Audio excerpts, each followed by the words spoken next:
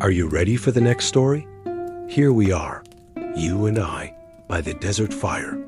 The wind whispers, the flames dance, and the sand is quiet. But before we begin, tell me, would you stay in a cabin in the woods all alone? Leave your answer in the comments, and don't forget to subscribe so you won't miss the next night by the fire. But now, listen closely. I have a story for you. Alex had rented a small cabin in Wawa, Ontario.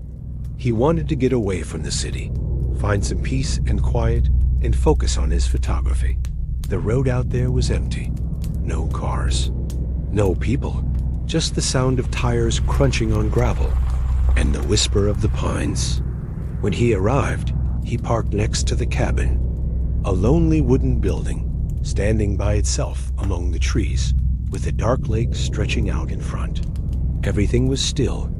Alex stepped inside. The floor creaked under his boots. Inside there was only a small bed, a table, and a flickering lamp. No TV, no Wi-Fi, just silence. He grabbed his camera right away and went out to shoot the landscape. Walking slowly through the pines, a story came back to him. Something he'd overheard earlier in town. They said a man wandered these woods for years, seen only by those who strayed too far into the trees. Alex gave a nervous smile, shaking his head, trying to laugh it off. But a chill ran through him. He raised his camera again, caught the play of light between the branches.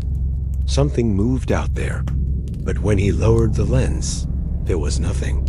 Later, back at the cabin, Alex flipped through his photos and froze. Between the trees stood a man. A sudden crack made him jump. The sharp snap of a branch breaking. Right outside. He turned to the window. Nothing. Just darkness pressing in on all sides. The pines still as stone. The night heavy, suffocating. Alex held his breath. Maybe it was just the wind. But he knew better. Then footsteps. Slow, heavy, on the gravel, circling the cabin. His heart slammed in his chest. That wasn't an animal. Those footsteps were too human. Fear surged through him. His thoughts raced. Nothing about this felt right. He snatched the flashlight and pushed the door open. The night air hit his face like ice. He scanned the darkness. Nothing moved. No life. Only silence. The kind of silence that swallows every sound. He took a few steps, trying to steady his breath. The woods felt like they were holding something back, holding him back. Then another sound, this time not behind him, from deep in the forest. Something moving, not random, not the wind, heavy, intentional, like footsteps. He swung the light toward the trees. The beam shook in his hand. Shadows, just shadows. At the edge of the woods, something flickered. A shape, a presence. Too quick to see clearly. Alex's stomach dropped. He wasn't alone. He spun back to the cabin. That feeling of being watched clung to him. Every crunch of gravel beneath his boots echoed too loud, like the silence itself was watching him. He reached the door, shoved it shut, and locked it. Safe again, or so he thought. Inside, the air felt warmer, but heavier, like the room was already occupied. The lamp flickered once, twice, then went out. The cabin sank into blackness. Alex froze. The silence was so complete, he could hear his own blood pounding in his ears. He hit the switch again and again. Nothing. Then he heard it. A single creak on the floor, just a few steps away. Another creak. Closer. Then stillness.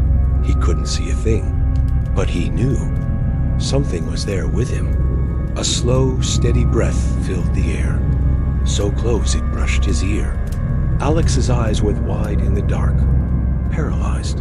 And then he heard it. A whisper, soft, ragged. It spoke his name. Alex wasn't alone in that cabin. And what happened next is far darker than anything he could have imagined. But let me ask you, if you were in his place, standing in the dark, hearing your name whispered, would you run into the forest? Or stay and face whatever was inside? Tell me in the comments.